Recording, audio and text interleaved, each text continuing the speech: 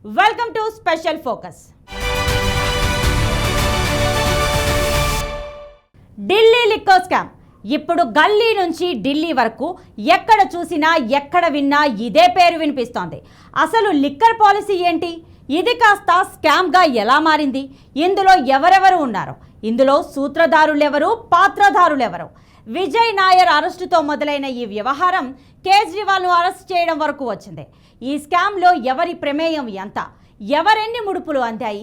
ఇప్పటి వరకు ఎన్ని అరెస్టులు జరిగాయి? ఎవరెవరికి నోటీసులు ఇచ్చారు? ఎంతమందిని అరెస్టు చేశారు?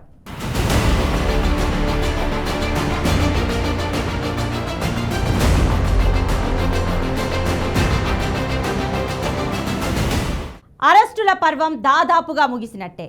కీలక నిందితులంతా అదుపులో ఉన్నట్టే. పక్కా సమాచారం కూడా రాబట్టేశాం. ఇక అసలు సినిమా ఇప్పుడే మొదలైంది అని సిగ్నల్ ఇస్తోంది ఈడీ. వరుస పరిణామాలు చూస్తుంటే ఢిల్లీ లిక్కర్ కేసు క్లైమాక్స్ దశకు చేరుకుందా అనిపిస్తోంది. అటు ఎమోషనల్ సీన్లతో రక్తి కడుతోంది విచారణ పర్వం. సింగిల్గా కాదు, కంబైన్డ్గా విచారిస్తాం. సూత్రధారులెవరు, పాత్రధారులెవరో తేలుస్తాం. లోగుట్టును రాబట్టే తీరుతామని కమిట్మెంట్తో ముందుకెళ్తోంది ఈడీ. అసలు ఇప్పటి వరకు ఎన్ని అరెస్టులు జరిగాయి? ఎవరెవరికి నోటీసులు ఇచ్చారు? ఎంతమందిని అరెస్ట్ చేశారు? ఓసారి చూద్దాం.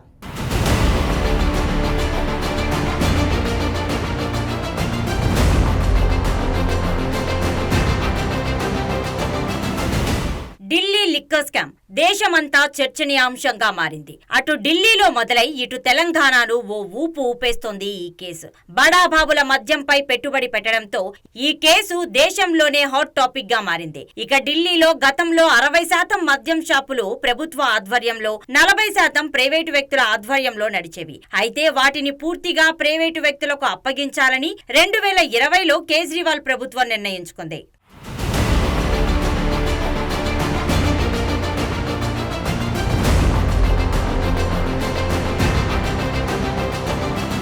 ఢిల్లీ ప్రభుత్వ నిర్ణయం మేరకు 2021లో జనవరి 5న కొత్త లిక్కర్ పాలసీ కోసం మంత్రుల బృందంతో కూడిన ఒక కమిటీ వేసింది కేజ్రీవాల్ సర్కార్. ఈ బృందంలో డిప్యూటీ సీఎం మనీష్ సిసోడియా, సత్యేంద్ర జైన్, కైలాష్ గెహ్లాట్ ఉన్నారు. ఆమ్ ఆద్మీ ప్రభుత్వం తన నిర్ణయాన్ని ప్రకటించిన 2 నెలల తర్వాత అప్పటి మంత్రుల కమిటీ ఒక రిపోర్ట్ ఇచ్చింది. 2021 మార్చి నెలలో మంత్రుల కమిటీ సిఫార్సుకి ఢిల్లీ కేబినెట్ అంగీకారం తెలిపింది. ఢిల్లీలో మద్యం అమ్మకాలను ప్రైవేటు వ్యక్తులకు అప్పగించాలని అప్పటి ఢిల్లీ ప్రభుత్వం వేసిన కమిటీ సిఫార్సు చేసింది. ప్రైవేటు వ్యక్తులకు మద్యం షాపులు అప్పగించడం వల్ల ప్రభుత్వ ఆదాయం 9,500 కోట్లు పెరుగుతుందని ఢిల్లీ ప్రభుత్వం ప్రకటించింది.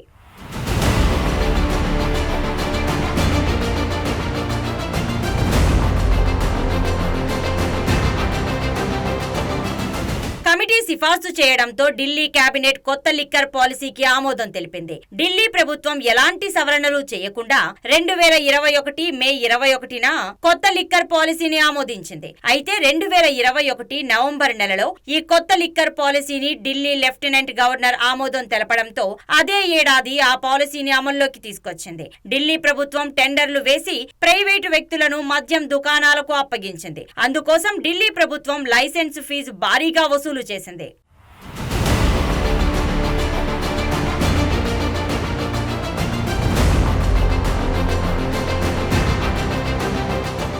కొత్త లిక్కర్ పాలసీ రాకముందు కాంట్రాక్టర్లు లైసెన్స్ కోసం 25 లక్షల రూపాయలు చెల్లించేవారు. అయితే ఈ కొత్త లిక్కర్ పాలసీ వచ్చాక L1 లైసెన్స్ కోసం 5 కోట్లు చెల్లించారన్న వాదనలు ఉన్నాయి. అలాగే ఇతర కేటగిరీల్లో కూడా లైసెన్స్ ఫీజులను భారీగా పెంచడంతో కేవలం పెద్ద కాంట్రాక్టర్లకు మాత్రమే లైసెన్సులు దక్కాయి. దీంతో కాంట్రాక్టర్లు ఇష్టం వచ్చిన రేట్లకు మద్యం అమ్మేవారు. ప్రైవేటు వ్యక్తులకు అప్పజెప్పడం వల్ల ప్రభుత్వానికి భారీ ఆదాయం సమకూరుతుందని ఆప్ సర్కార్ తెలిపింది.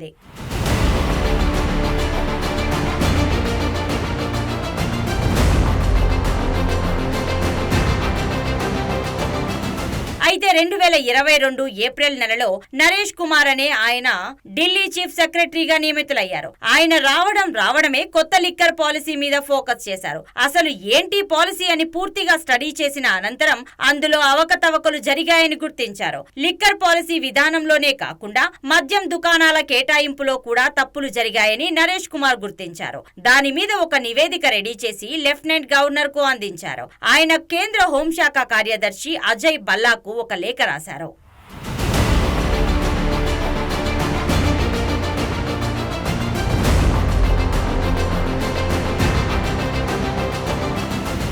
లెఫ్టినెంట్ గవర్నర్ లేఖతో అజయ్ బల్లా 2022 జూలై 22న కేంద్ర హోంశాఖ సిబిఐ దర్యాప్తుకు ఆదేశాలు జారీ చేసింది. అదే సమయంలో ఢిల్లీ ప్రభుత్వం కొత్త లిక్కర్ పాలసీని రద్దు చేస్తున్నట్లుగా ప్రకటించింది. తాము అనుకున్నంతగా ప్రభుత్వానికి ఆదాయం పెరగడం లేదని తెలిపింది. అయితే ప్రైవేటు వ్యక్తుల దగ్గర లంచాలు తీసుకుని మద్యం దుకాణాలపై లైసెన్సులు ఇచ్చారని ఆరోపణలు వచ్చాయి. ఢిల్లీ డిప్యూటీ సీఎం సిసోడియా ప్రభుత్వానికి 145 కోట్ల రూపాయల నష్టం చేకూర్చారని ఆరోపణలు వచ్చాయి.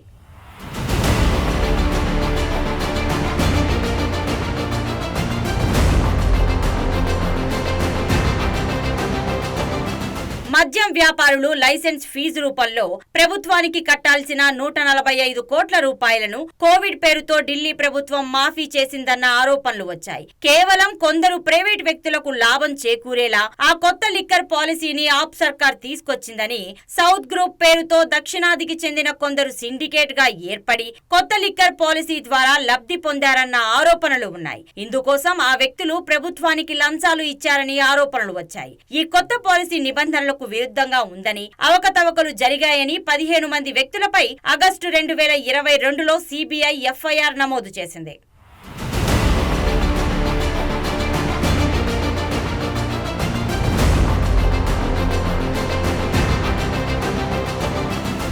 ఆ తర్వాత పిఎంఎల్ఏ కింద మనీ లాండరింగ్ కేసులో ఎన్ఫోర్స్మెంట్ డైరెక్టరేట్ దర్యాప్తు స్టార్ట్ చేసింది. కొత్త మద్యం పాలసీకి సంబంధించి సిబిఐ, ఈడీలు 2 వేర్వేరుగా దర్యాప్తు చేస్తున్నాయి. పాలసీ విధాన రూపకల్పనలో అవకతవకలు జరిగాయని, సిబిఐ పాలసీ విధాన రూపకల్పన, అమలులో మనీ లాండరింగ్ జరిగిందని ఈడీ దర్యాప్తులు చేస్తున్నాయి. దర్యాప్తులో భాగంగా సంచలన విషయాలు వెలుగులోకి వచ్చాయి.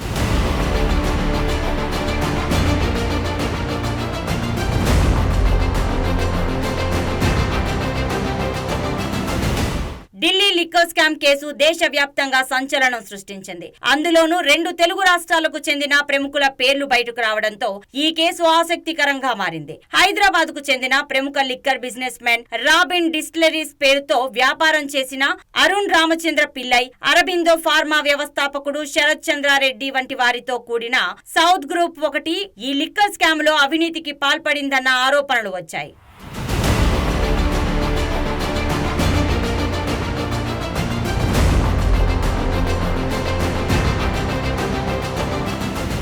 అయితే ఈ మొత్తం వ్యవహారంలో కీలక పాత్ర పిల్లైదేనని సిబిఐ వెల్లడించింది. ఈ స్కామ్ లో కవిత పాత్ర ఉందని ఢిల్లీ బీజేపీ ఎంపీ పర్వేష్ వర్మ, మాజీ ఎమ్మెల్యే మజిందర్ సిర్సా ఆరోపించారు. కొత్త లిక్కర్ పాలసీ రూపకల్పనలో కవిత ప్రమేయం ఉందని, కొత్త పాలసీకి సంబంధించిన చర్చల్లో ఆమె స్వయంగా పాల్గొన్నారని ఆరోపణలు చేశారు. मैंने आपको पहले बताया था कि ये जो डील हुई थी, ये जो पॉलिसी बनी थी, ये दिल्ली के ओबराय होटल में एक स्वीट बुक था. 6 महीने लगातार वो स्वीट बुक रहा. वहाँ पर दिल्ली के excise officer, excise commissioner, Delhi के उप मुख्यमंत्री, कुछ लिकर माफिया और कुछ पॉलिटिकल परिवार के लोग उस मीटिंग में शामिल होते थे. वो पॉलिटिकल परिवार है जो तेलंगाना के मुख्यमंत्री हैं केसीआर, उनके परिवार के लोग उस मीटिंग में शामिल होते थे. वो एक प्राइवेट प्लेन में आते थे.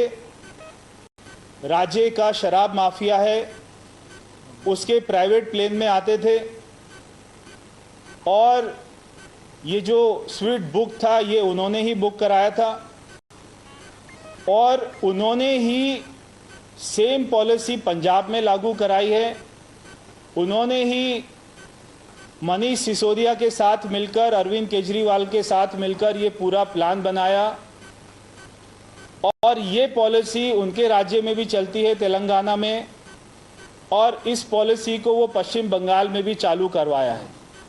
కేసీఆర్ కుటుంబ సభ్యుల సూచన మేరకే ఢిల్లీ ప్రభుత్వం కొత్త లిక్కర్ పాలసీ విధానాన్ని రూపొందించారని సిర్సా అన్నారు. ఇక Delhi deputy CM Manish Sisodia, excise అధికారులు కేసీఆర్ కుటుంబ సభ్యుల మధ్య హోటల్లో డీల్ కుదిరిందని బీజేపీ ఎంపీ, ఢిల్లీకి చెందిన మాజీ ఎమ్మెల్యే ఆరోపించారు. ఇక లిక్కర్ మాఫియా కమిషన్ ను 10% పెంచేందుకు 150 కోట్ల డీల్ చేసుకున్నారని, ఢిల్లీలో వ్యాపారం చేయడం కోసం అరుణ్ రామచంద్ర పిల్లైని కవితనే తీసుకొచ్చారని తీవ్ర ఆరోపణలు చేశారు. కవిత కోసం ఢిల్లీలో ఒబేరాయ్ హోటల్లో పిల్లై 6 నెలలు ఒక గదిని బుక్ చేసి ఉంచారని వారు అన్నారు. ఈ 150 కోట్ల డీల్లో మొదటి విడత మొత్తం కవిత ద్వారా ఢిల్లీ డిప్యూటీ సీఎం సిసోడియాకు అందాయని ఆరోపణలు చేశారు. ఈ ఆరోపణలను బేస్ చేసుకుని దర్యాప్తు చేసిన ఈడీ తమ దగ్గర ఆధారాలు ఉన్నాయని అరెస్ట్ చేసింది.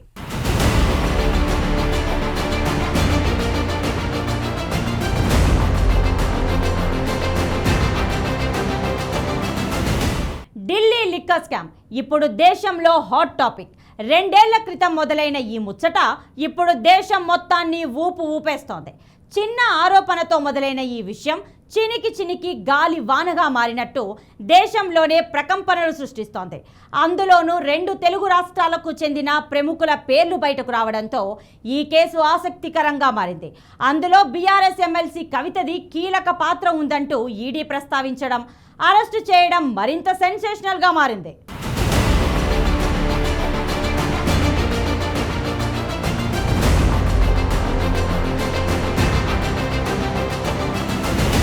ఢిల్లీ లిక్కర్ స్కామ్ కేసు దేశవ్యాప్తంగా సంచలనం సృష్టించింది. అందులోనూ 2 తెలుగు రాష్ట్రాలకు చెందిన ప్రముఖుల పేర్లు బయటకు రావడంతో ఈ కేసు మరింత ఆసక్తికరంగా మారింది. ఈ కేసులో అనేక మంది అరెస్ట్ అయ్యారు. తెలంగాణ నుంచి మాజీ సీఎం కేసీఆర్ కూతురు కల్వకుంట్ల కవిత పేరు బయటకు వచ్చింది. తర్వాత ఏపీ నుంచి పార్లమెంట్ సభ్యుడు మాగుంట శ్రీనివాసులు రెడ్డి, ఆయన కుమారుడు రాఘవరెడ్డి పేర్లు కూడా అందులో ఉన్నాయి. వారితో పాటు ఢిల్లీలో అధికార పార్టీకి చెందిన ఆమ్ ఆద్మీ పార్టీ నేతలు కూడా అరెస్ట్ అయ్యారు. 100 కోట్లు ఈ స్కామ్ లో చేతులు మారాయన్న ఆరోపణలు ఈడీ అధికారుల నుంచి వినిపించాయి.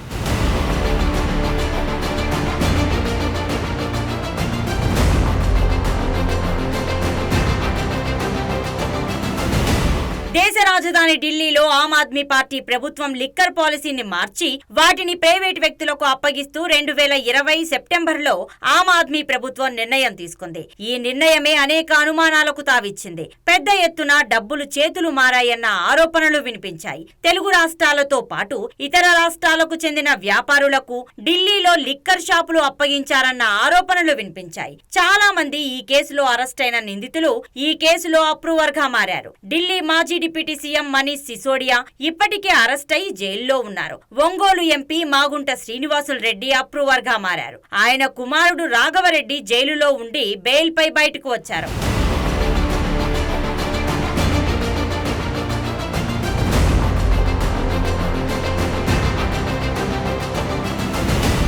అలాగే కల్వకుంట్ల కవితను ఈ స్కామ్ కు సంబంధించి ఈడీ అధికారులు అనేక సార్లు విచారించారు. ఢిల్లీలోని ఈడీ కార్యాలయానికి రప్పించి విచారణ జరిపారు. కవిత తన 16 సెల్ ఫోన్లు ధ్వంసం చేశారని, ఆధారాలను చెరిపేసేందుకు ప్రయత్నించారని కూడా గతంలో ఈడీ అధికారులు ఆరోపించారు. ఢిల్లీ లిక్కర్ స్కామ్ కు మూలాలు హైదరాబాద్ లో ఉన్నాయని కనుగొన్న అధికారులు ఆ దిశగానే విచారణ జరిపారు. హైదరాబాద్ లోని ఒక హోటల్లోనూ, ఢిల్లీలో ఒక స్టార్ హోటల్లో నిందితులు సమావేశమై ఈ స్కామ్ కు పాల్పడినట్లు అప్పట్లో ఆరోపణలు వినిపించాయి. నిందితులు ఇచ్చిన స్టేట్మెంట్లు ఆధారంగా కవిత పేరును కూడా సిబిఐ అధికారులు ఈ స్కామ్ లో నిందితురాలిగా చేర్చారు. కవిత పిఏ అశోక్ కౌశిక్ న్యాయస్థానం ఎదుట ఇచ్చిన సమాచారం కూడా అందుకు తోడైంది. సుదీర్ఘకాలం విచారణ జరిపిన తర్వాత కవితను ఈడీ అధికారులు అదుపులోకి తీసుకున్నారు.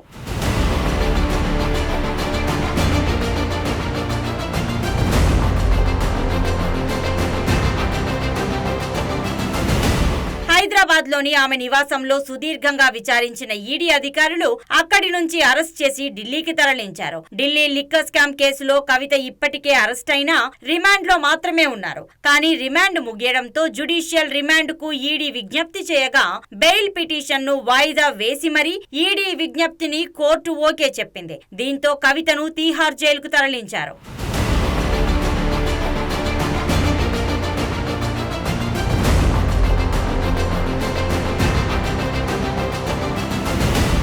రౌజ్ అవెన్యూ కోర్టు లోపలికి వెళ్లే ముందు మీడియాతో మాట్లాడిన కవిత కడిగిన ముత్యంలా బయటకు వస్తానని కవిత తెలిపారు. తాత్కాలికంగా జైలుకు పంపవచ్చని కానీ తన ఆత్మస్థైర్యాన్ని దెబ్బతీయలేరన్నారు. ఇప్పటికే ఒక నిందితుడు బీజేపీలో జాయిన్ అయ్యారు, మరొకరు టికెట్ ఆశిస్తున్నారు. మూడవ ముద్దాయి ఎలక్ట్రోల్ రూపంలో 50 కోట్లు ఇచ్చారన్నారు. ఇది ఫ్యాబ్రికేటెడ్ ఫాల్స్ కేసు అని కవిత వెల్లడించారు. ఇది మనీ లాండరింగ్ కేసు కాదని పొలిటికల్ లాండరింగ్ కేసు అని తెలిపారు.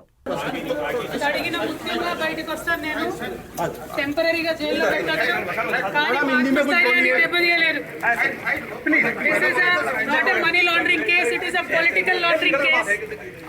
One accused has already joined BJP. Second accused is getting a BJP ticket. Third accused has given 50 crores in electoral bonds. This is not a money laundering case, it is a political laundering case. It is a fabricated and false case. We will come out very clean.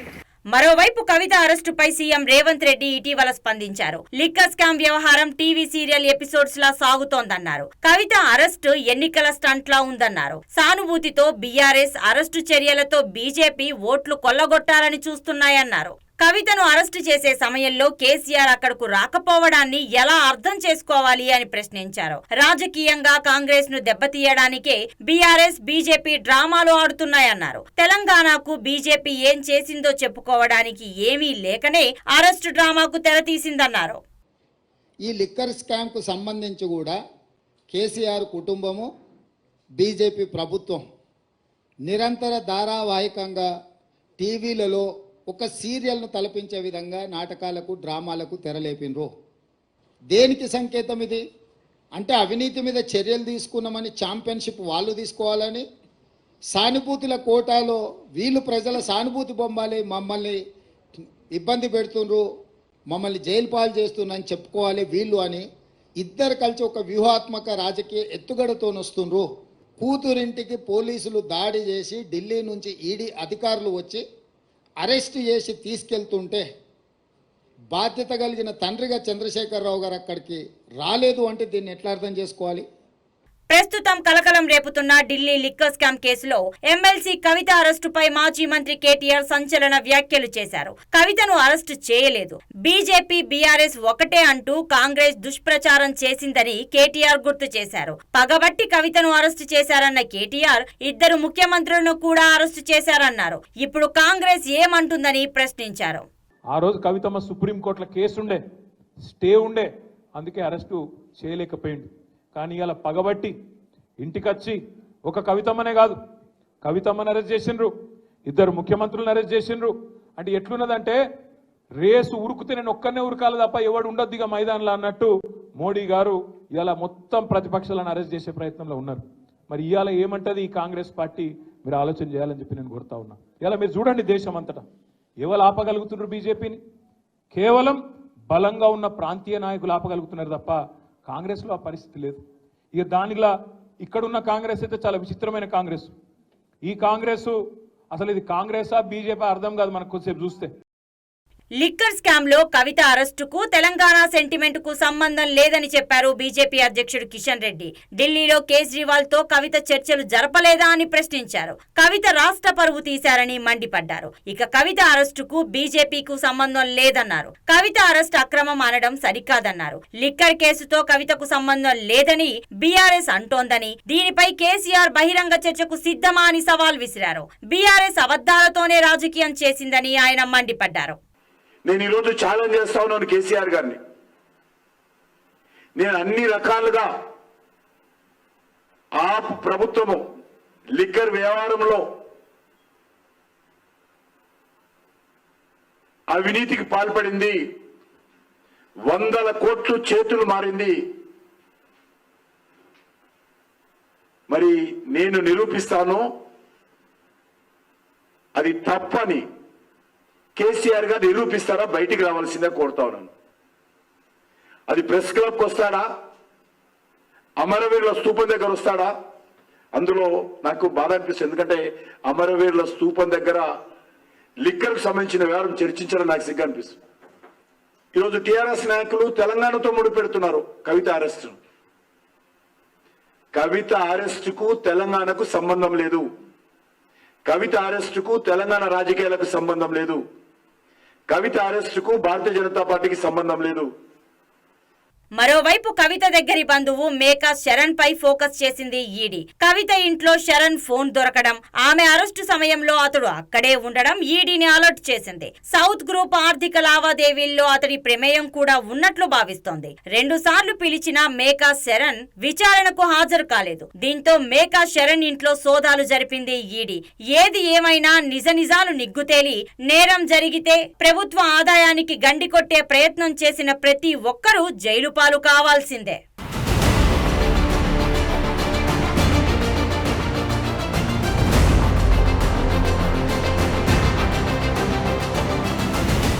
Delhi liquor policy case దేశవ్యాప్తంగా కలకలం రేపింది. Delhi CM Arvind Kejriwal సహా పలువురు కీలక నేతలు ఈ కేసులో ఉండటం, అరెస్ట్ అవ్వడం ఇప్పుడు అంతటా చర్చనీయాంశంగా మారింది. దీంతో ఢిల్లీ లిక్కర్ స్కామ్ కేసు దేశ రాజకీయాల్లో ప్రకంపనలు సృష్టిస్తోంది. మొత్తంగా Delhi liquor scam high profile case కావడం ఒకెత్తు అయితే, ఇప్పటికే చాలా మంది నేతలను జైలు పాలు చేయడం మరోకెత్తు. అంతా నిజం చెప్తానంటూ సుకేష్ చంద్రశేఖర్ లేఖలు సైతం మరో ట్విస్టుకు దారితీస్తున్నాయి.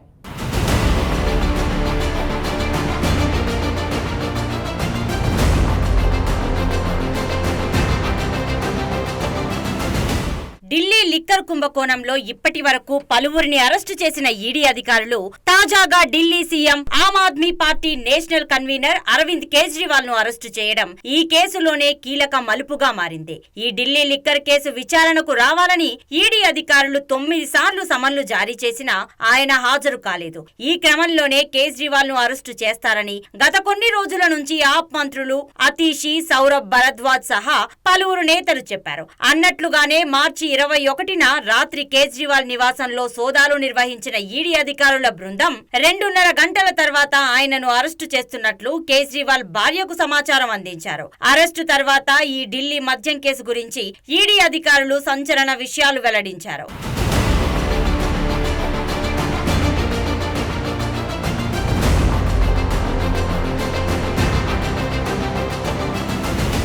ఢిల్లీ మద్యం పాలసీ విధానం 2022 రూపకల్పన చేసే సమయంలో కొందరు వ్యక్తులకు లాభం చేకూర్చేలా ఢిల్లీ సీఎం అరవింద్ కేజ్రీవాల్, అప్పటి deputy CM Manish Sisodia, AAP Rajya Sabha MP Sanjay Singh, BRS MLC Kalvakuntla Kavitha కలిసి కుట్ర చేశారని ఈడీ ఆరోపిస్తోంది.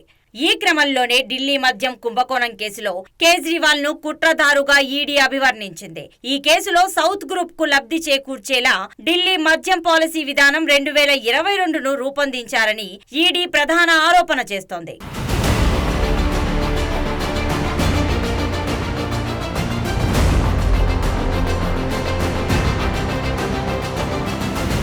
మద్యం పాలసీ విధానంలో మార్పులు చేర్పులు చేసిన దానికి ప్రతిఫలంగా సౌత్ గ్రూప్ ఆమ్ ఆద్మీ పార్టీకి 100 కోట్ల ముడుపులు ఇచ్చిందని పేర్కొంది. వాటిని 2022 గోవా అసెంబ్లీ ఎన్నికలకు ఆప్ వినియోగించిందని పేర్కొంది. ఈ మొత్తం వ్యవహారాన్ని ఈడీ అధికారులు సౌత్ లాబీగా పేర్కొంటున్నారు. ఈ కేసులో ఇప్పటికే అరెస్టు చేసిన కొందరు నిందితులు, మరికొందరు సాక్షులు ఇచ్చిన వాంగ్మూలాల్లో ఢిల్లీ సీఎం కేజ్రీవాల్ పేరు ఉందని ఈడీ అధికారులు అరెస్టు చేసిన సందర్భంగా నోట్లో చేర్చారు.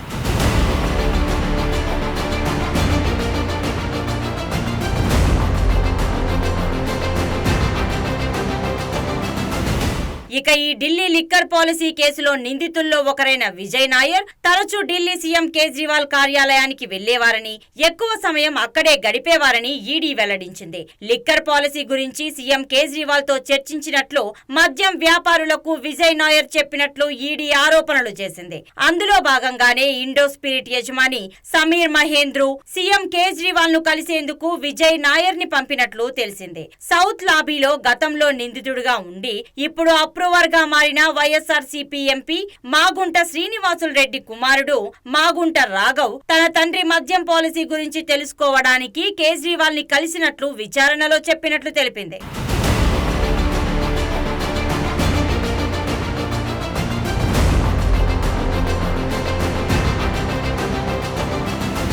ఇక మరో ఆప్ కీలక నేత ఢిల్లీ మాజీ డిప్యూటీ సీఎం మనీష్ సిసోడియా, మాజీ సెక్రటరీ సి అరవింద్ ఈడీకి డిసెంబర్ 2022లో ఒక స్టేట్మెంట్ ఇచ్చారు. మనీష్ సిసోడియా నుంచి మంత్రుల బృందం పంపిన నివేదికకు సంబంధించిన డ్రాఫ్ట్ ను తాను పొందినట్లు అరవింద్ తెలిపారు. సిసోడియా ఫోన్ చేసి తనను సీఎం కేజ్రీవాల్ ఇంటికి వెళ్లమని చెప్పారని, అయితే ఆ సమయంలో ఢిల్లీ మాజీ మంత్రి సత్యేందర్ జైన్ కూడా అక్కడే ఉన్నారని, ఆ సమయంలో తాను డాక్యుమెంట్ కూడా చూశానని చెప్పారు.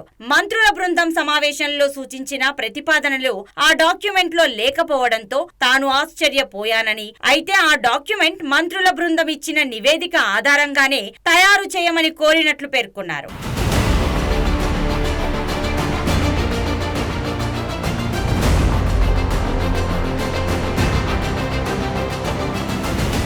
మరోవైపు కేజ్రీవాల్ పై కీలక వ్యాఖ్యలు చేశాడు సుకేష్ చంద్రశేఖర్. అప్రూవర్ గా మారి నిజాలు బయటపెడతా అంటూ హెచ్చరించాడు. కేజ్రీవాల్ టీం రహస్యాలు కూడా వెలుగులోకి తెస్తానంటూ సుకేష్ చంద్రశేఖర్ లేఖలో తెలిపాడు. అంతకు ముందు జైలు నుంచే కేజ్రీవాల్ అరెస్టుపై సుకేష్ లేఖ రాశారు. కవిత అరెస్టుకు తీహార్ జైలు స్వాగతం పలుకుతుందంటూ లేఖ రాసిన సుకేష్ కేజ్రీవాల్ ను వదిలిపెట్టలేదు. తీహార్ క్లబ్ లో స్వాగతం అంటూ సుకేష్ లేఖ రాశారు. సత్యం ఎప్పటికీ గెలుస్తుంది, చట్టానికి ఎవరూ అతీతులు కాదని చెప్పడానికే ఇదే ఉదాహరణ అంటూ లేఖలో రాశాడు. దీంతో సుకేష్ లేఖ హాట్ టాపిక్ గా మారింది.